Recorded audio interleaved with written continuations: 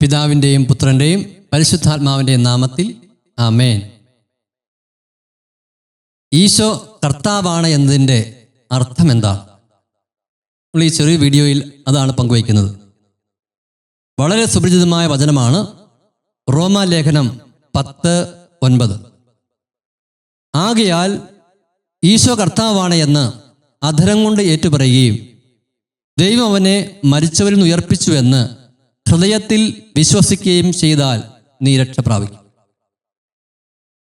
സുപരിചിതമായ വചനമാണ്. ഒത്തിരിയേറെ നമ്മൾ ഏറ്റുപറഞ്ഞിട്ടുള്ള അല്ലെങ്കിൽ അധരം കൊണ്ട് നമ്മൾ സംസാരിച്ചിട്ടുള്ള വചനമാണത്.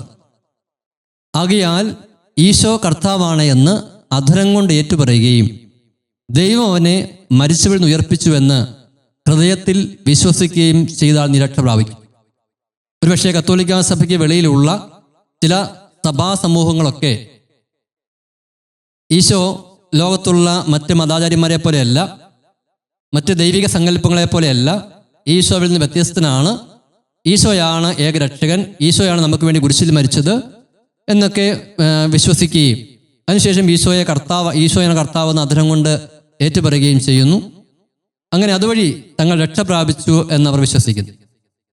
എന്നാൽ കത്തോലിക്ക തിരുസഭയെ സംബന്ധിച്ച് ഈശോ കർത്താവാണ് എന്ന് വിശ്വസിക്കുന്നതിൽ ഇതിനേക്കാൾ ഉയർന്ന അർത്ഥതലങ്ങളുണ്ട്. ആ സഭയുടെ കണ്ടുപിടുത്തം മാത്രമല്ല, വിശുദ്ധ ബൈബിളിനെ അടിസ്ഥാനമാക്കി അല്ലെങ്കിൽ ഈശോ കർത്താവാണെന്ന് പഠിപ്പിച്ച വിശുദ്ധ പൗലോസ് അപ്പോസ്തലനെ പോലെയുള്ള അപ്പോസ്തലന്മാരുടെ ലേഖനങ്ങളെയും ഒക്കെ അടിസ്ഥാനമാക്കി സഭ കൃത്യമായിട്ട് ബോധ്യപ്പെടുത്തി പഠിപ്പിക്കുന്ന ചില യാഥാർത്ഥ്യങ്ങളുണ്ട്. അതിലേക്കാണ് നമ്മളുടെ ചിന്തകൾ പോകുന്നത്. ഈശോ കർത്താവാണ് എന്നതിൻ്റെ അർത്ഥം എന്താണ്? കർത്താവ് എന്ന വാക്കിൻ്റെ അർത്ഥം ക്രിയ ചെയ്യുന്നവനാണ് കർത്താവ്. എന്ത് ക്രിയയാണ് ഈശോ ചെയ്തത്? നമ്മൾ ജനറലായിട്ട് പറഞ്ഞു കഴിഞ്ഞാൽ മുമ്പ് സൂചിപ്പിച്ചതുപോലെ ആദ്യപാപത്തിലൂടെ കടന്നു വന്ന എല്ലാ ലോകപാപങ്ങൾക്കുമുള്ള അവസാനത്തെ മനുഷ്യൻ വരെ ചെയ്യാനിരിക്കുന്ന എല്ലാ പാപങ്ങൾക്കുമുള്ള പരിഹാര ബലിയായിരുന്നു ഈശോയുടെ കുരിശിലെ മരണം. ഈശോ കുരിശിലെ ബലിയിലൂടെ ലോകത്തുള്ള എല്ലാവരുടെയും പാപങ്ങൾ ഏറ്റെടുത്തു, പാപങ്ങൾക്ക് പരിഹാരം ചെയ്തു. അത് ഈശോ നമ്മളെ കർത്താവാണ് എന്നതിൻ്റെ ഒരു വശമാണ്. ഈശോ നമ്മളെ കർത്താവാണ് എന്നതിൻ്റെ ഒരു വശം മാത്രമാണ്. ഇത് നിങ്ങൾക്ക് മനസ്സിലാക്കാൻ വേണ്ടി പഴയ നിയമത്തിലേക്ക് പോയാൽ നമുക്കറിയാം, പെസഹ കുഞ്ഞാടിൻ്റെ ആ ബലി അല്ലെ പെസഹ കുഞ്ഞാടിനെ കൊന്ന് അതിൻ്റെ രക്തം കട്ടിളമേ തളിക്കുക എന്നത് ഇസ്രായേൽക്കാരെ ഈജിപ്തിൽ നിന്ന് മോചിപ്പിക്കുന്നതിൻ്റെ ഒരു കൃത്യമായൊരു പ്രവൃത്തിയായിരുന്നു. എന്നാൽ നിങ്ങൾ ശ്രദ്ധിച്ചാൽ മനസ്സിലാകും, പെസഹ കുഞ്ഞാടിനെ കൊന്ന് അതിൻ്റെ രക്തം കട്ടിളമേ തളിച്ചതുകൊണ്ട് ഇസ്രായേൽക്കാർ രക്ഷപ്പെട്ടില്ല. എന്താ കാരണം? ഇസ്രായേൽക്കാർ അവിടെ നിന്ന് പുറത്തേക്ക് ഇറങ്ങി മുന്നോട്ട് പോയി ചെങ്കടലിൻ്റെ അടുത്തേക്ക് വന്നപ്പോൾ ഇതാ ഫറവോയും കൂട്ടരും പുറകെ വരുന്നു. പെട്ടെന്ന് മോശയ്ക്ക് ദൈവം നൽകിയിരുന്ന ആ വടി കാണിച്ചുകൊണ്ട് ചെങ്കടൽ രണ്ടായിട്ട് വിഭജിച്ച് അതിൽ കൂടി കടന്നുപോയാണ് ഇവർ രക്ഷ പ്രാപിക്കുന്നത്. അപ്പോൾ വാസ്തവത്തിൽ ഇസ്രായേൽക്കാരെ രക്ഷിച്ചത് പെസഹ കുഞ്ഞാടിൻ്റെ ബലി അതിൻ്റെ പ്രധാനപ്പെട്ട ഒരു ഘടകമാണെങ്കിലും അത് മാത്രമല്ല, ചെങ്കടലിലൂടെ കടന്നുപോയത് കൂടിയാണ്. എന്ന് മാത്രമല്ല, അവർ കാനാൻ ദേശത്ത് എത്തിക്കഴിയുമ്പോഴാണ് വാസ്തവത്തിൽ അവരെ രക്ഷ സമഗ്രമാകുന്നത്. ഇതുപോലെ യേശുക്രിസ്തു കുരിശിൽ മരിച്ചു. ഈശോ കുരിശിൽ മരിച്ചത് നമുക്കറിയാം പെസഹ കുഞ്ഞാടിൻ്റെ ആ ബലിയുടെ പൂർത്തീകരണമാണ്. 1 കൊരിന്ത്യർ 5:7 വിശുദ്ധ പൗലോസ് ശ്ലീഹ കൃത്യമായിട്ട് പറയുന്നുണ്ട്, നമ്മുടെ പെസഹ കുഞ്ഞാടായ ക്രിസ്തു ബലി അർപ്പിക്കപ്പെട്ടിരിക്കുന്നു. 1 പത്രോസ് 1:18 വിശുദ്ധ പത്രോസ് ശ്ലീഹ പറയുന്നുണ്ട്, പിതാക്കന്മാർ നിങ്ങൾക്ക് ലഭിച്ച വ്യർത്ഥമായ ജീവിത രീതിയിൽ നിങ്ങൾ വീണ്ടെടുക്കപ്പെട്ടത് കറയോ കളങ്കമോ ഇല്ലാത്ത, സ്വർണമോ വെള്ളിയോ കൊണ്ടല്ല, കറയോ കളങ്കമോ ഇല്ലാത്ത കുഞ്ഞാടിൻ്റേതുപോലുള്ള ക്രിസ്തുവിൻ്റെ അമൂല്യമായ രക്തം കൊണ്ടത്രേ. പറഞ്ഞു വരുന്നത്, പെസഹ കുഞ്ഞാടിൻ്റെ ആ ബലി ഈശോയുടെ ബലിയുടെ പഴിഞ്ഞ പ്രതീകമായിരുന്നു. നമ്മൾ നേരത്തെ കാണുകയുണ്ടായി, പെസഹ കുഞ്ഞാടിനെ വധിച്ചതുകൊണ്ട് ഇസ്രായേൽക്കാർ രക്ഷപ്പെട്ടു എങ്കിൽ രക്ഷപ്പെട്ടില്ല, പിന്നീട് കുറച്ച് കാര്യങ്ങൾ കടന്നു പോകേണ്ടിയിരുന്നു എന്ന് പറഞ്ഞതുപോലെ യേശുക്രിസ്തു മാനവരാശിക്ക് വേണ്ടി കുരിശിൽ മരിച്ചു എങ്കിലും രക്ഷപ്പെടുത്തി എന്ന് പറയാമെങ്കിലും രക്ഷപ്പെട്ടിട്ടില്ല. ആ രക്ഷ അവർ സ്വായത്തമാക്കേണ്ടതായിട്ടുണ്ട്. ഇതുമായി ബന്ധപ്പെട്ടാണ് ഈശോ കർത്താവ് എന്നതിൻ്റെ യഥാർത്ഥ അർത്ഥം നിലനിൽക്കുന്നത്. നമ്മൾ നേരത്തെ പറയുകയുണ്ടായി, കർത്താവ് എന്ന് പറഞ്ഞു കഴിഞ്ഞാൽ ക്രിയ ചെയ്യുന്നവനാണ്. അതായത് യേശുക്രിസ്തു എന്ന വ്യക്തിയാണ് എൻ്റെ വ്യക്തി ജീവിതത്തിൽ, എൻ്റെ നിത്യജീവിതത്തിന് ആവശ്യമായിരിക്കുന്ന എല്ലാ കാര്യങ്ങളും എന്നിലിരുന്നു ചെയ്യുന്നത് എൻ്റെ കഴിഞ്ഞകാല ജീവിതത്തിൽ, എൻ്റെ ജീവിതത്തിൽ എന്തെല്ലാം കാര്യങ്ങൾ ആത്മീയമായിട്ടുണ്ടോ, കൃപാപരമായിട്ടുണ്ടോ, അതെല്ലാം യേശുക്രിസ്തു എന്നിലിരുന്ന് ചെയ്തതാണ്. ഇനി ഭാവിയിലേക്ക് എനിക്ക് ആവശ്യമുള്ള കാര്യങ്ങളെല്ലാം എന്നിൽ നിന്ന് ചെയ്യേണ്ടത് യേശുക്രിസ്തുവാണ്. അങ്ങനെ എല്ലാ രീതിയിലും എന്നിലുള്ള എല്ലാ പ്രവർത്തനങ്ങളിലെയും കർത്താവ് ക്രിയ ചെയ്യുന്നവൻ ഈശോയാണെന്ന് നമ്മൾ ഹൃദയപൂർവ്വം സമ്മതിക്കുന്നതാണ് നമ്മുടെ രക്ഷയുടെ വഴി. ഹല്ലേലൂയ. അതായത് യേശുക്രിസ്തു എന്ന വ്യക്തിയാണ്. യേശുക്രിസ്തു നമ്മുടെ ഉള്ളിലുണ്ടോ? യേശുക്രിസ്തു നമ്മുടെ ഉള്ളിലുണ്ടോ? വചനം എന്താണ് പറയുന്നത്? 2 കൊറിന്തോസ് 13:5. 2 കൊറിന്തോസ് 13:5. ഇവിടെ പൗലോസ് ഇങ്ങനെ പറയുകയാണ്, നിങ്ങളുടെ വിശ്വാസത്തിൽ നിലനിൽക്കുന്നുണ്ടോ എന്ന് പരിശോധിക്കുവിൻ, നിങ്ങളെ തന്നെ പരീക്ഷിച്ചറിയുവിൻ, ഒരു ടെസ്റ്റ് പേപ്പർ ഇടുവിൻ, നിങ്ങൾക്ക് യഥാർത്ഥ ക്രിസ്തീയ വിശ്വാസമുണ്ടോ എന്ന്. എന്നിട്ട് എന്താണ് പറയുന്നത്? യേശുക്രിസ്തു നിങ്ങളിലുണ്ട് എന്ന് നിങ്ങൾക്ക് ബോധ്യമായിട്ടില്ലേ? ബോധ്യം എന്ന് പറഞ്ഞ കൺവിഷൻ നമുക്കറിയാം. എൻ്റെ കൈ ഉണ്ട് എന്നുള്ളത് ഒരു ബോധ്യമാണ്, എപ്പോഴും നോക്കേണ്ട ആവശ്യമില്ല. എന്ന് പറഞ്ഞതുപോലെ യേശുക്രിസ്തു നിങ്ങളിലുണ്ട് എന്ന് നിങ്ങൾക്ക് ബോധ്യമായിട്ടില്ലേ? ഇല്ലെങ്കിൽ നിങ്ങൾ വിശ്വാസത്തിൽ പരാജയപ്പെട്ടിരിക്കുന്നു. ക്രിസ്തീയ വിശ്വാസം എന്ന് പറഞ്ഞു കഴിഞ്ഞാൽ ദൈവം സ്വർഗത്തിലിരിക്കുന്ന വിശ്വാസമല്ല. അതിൻ്റെ അപ്പുറത്ത് ആ സ്വർഗത്തിലായിരുന്ന ഈശോ ഇപ്പോൾ എൻ്റെ ഉള്ളിൽ വസിക്കുന്നു. എന്തിനു വേണ്ടി? കർത്താവാകാൻ വേണ്ടി. ഏത് രീതിയിൽ? എന്നിലുള്ള ചെറുതും വലുതുമായ എല്ലാ പാപങ്ങളും എന്നിൽ നിന്ന് എടുത്തു കളഞ്ഞ് എനിക്ക് ആവശ്യമായിരിക്കുന്ന എല്ലാ ചെറുതും വലുതുമായ പുണ്യങ്ങൾ എനിക്ക് വേണ്ടി ചെയ്യുന്ന കർത്താവായി, ക്രിയ ചെയ്യുന്നവനായി ഈശോ എൻ്റെ ഉള്ളിൽ വാഴാൻ ആഗ്രഹിക്കുന്നു. ഈ ഒരു വലിയ യാഥാർത്ഥ്യം വിശ്വസിച്ചിട്ട് അത് നമ്മൾ പ്രത്യേകിച്ച് എന്താ ചെയ്യേണ്ടത്? നമ്മുടെ ജീവിതത്തിൽ പ്രവർത്തിക്കാൻ വേണ്ടി നമ്മൾ ഈശോയെ അനുവദിക്കുക, ഈശോയ്ക്ക് തടസ്സമുണ്ടാക്കാതിരിക്കുക. വാസ്തവത്തിൽ ഒരു ഗർഭവതിയായ സ്ത്രീയെപ്പോലെയാണ് ഒരു ക്രിസ്ത്യാനി. എങ്ങനെയാണത്?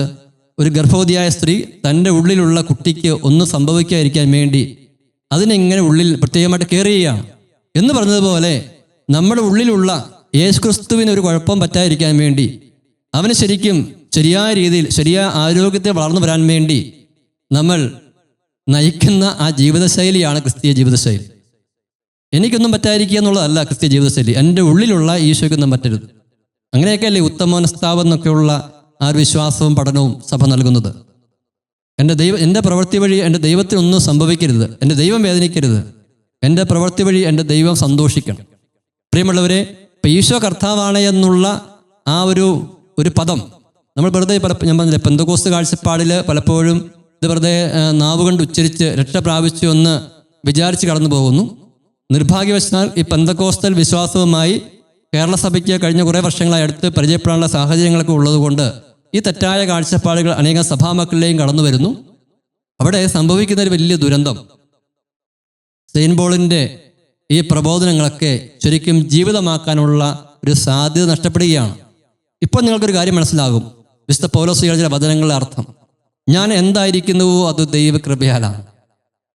ഞാൻ അധ്വാനിച്ചു എന്നാൽ ഞാനല്ല, എന്നിലുള്ള ദൈവകൃപയാണ് അധ്വാനിച്ചത്. ഇതാണ് ഈശോ കർത്താവ് എന്നതിൻ്റെ അർത്ഥം. ഞാൻ അധ്വാനിച്ചു എന്നാൽ ഞാനല്ല, എന്നിലുള്ള ഈശോയാണ് എനിക്ക് വേണ്ടി അധ്വാനിച്ചത്.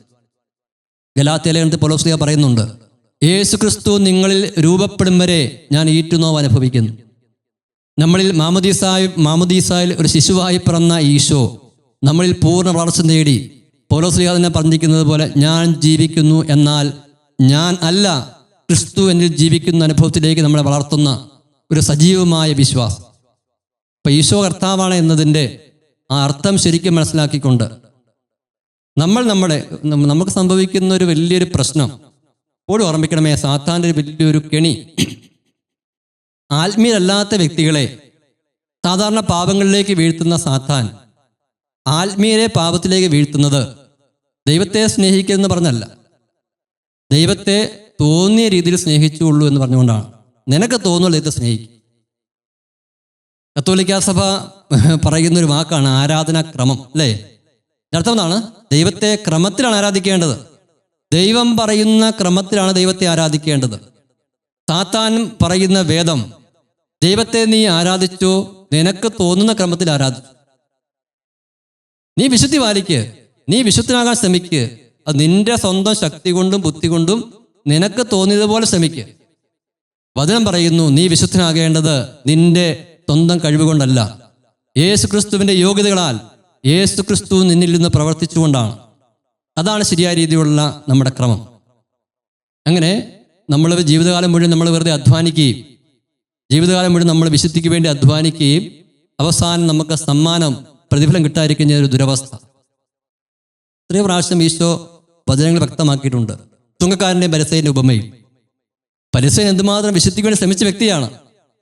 എന്നാൽ വിശുദ്ധിക്ക് വേണ്ടി ശ്രമിക്കാതിരുന്ന, അതേ സമയത്ത് തന്നെ തന്നെ ഹീനനായി എളിമപ്പെടുത്തി കണ്ട ചുങ്കക്കാരന് രക്ഷ ലഭിച്ചപ്പോൾ ഒത്തിരിയേറെ അധ്വാനിച്ച പരിസേന് ആ രക്ഷയിൽ നകന്നുപോയി.